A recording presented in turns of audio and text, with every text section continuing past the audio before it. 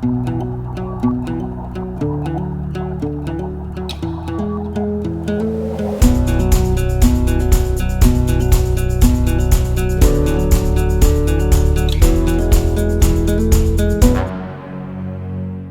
nous, à bord, on avait du temps libre, oui, parce que hormis faire le quart, ou alors l'une de nos installations tombe en panne, où là, il fallait intervenir et faire vraiment une maintenance curative, mais sinon, du temps libre, on en avait.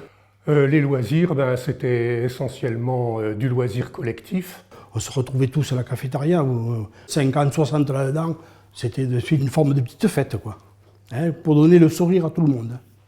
Il y avait donc des distractions avec des jeux de société comme les jeux de cartes, belote, tarot, etc., ou échecs et dames. Donc bien souvent, le soir, ceux qui aimaient bien faire un tarot, on allait taper le carton sur la table d'opération. C'était un petit peu traditionnel. Et puis alors, la lecture. Énormément de lecture. Chacun avait un petit hobby, chacun emmenait, il y en a c'était des maquettes, des choses comme ça. Moi je me souviens, ma première patrouille, je faisais un filet de pêche. Il m'est arrivé également de faire du canevas. Je me suis lancé une fois pour faire un tapis, mais alors c'était catastrophique, il a été jeté autour de patrouille. On faisait souvent une séance de cinéma à la cafétéria qui regroupait tout le monde, officiers, mariniers, équipage.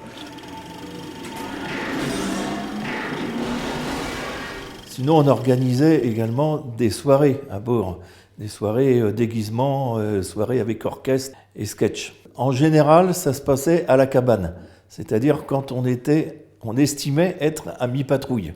Il y avait un comité de distraction qu'on appelait ça, et puis ils étaient quelques personnes, et puis ils s'occupaient de mettre en place tout un tas de récréations, entre autres des concours de cartes. On embarquait, avant de partir en mer, des instruments de torture, genre vélo d'appartement, rameur.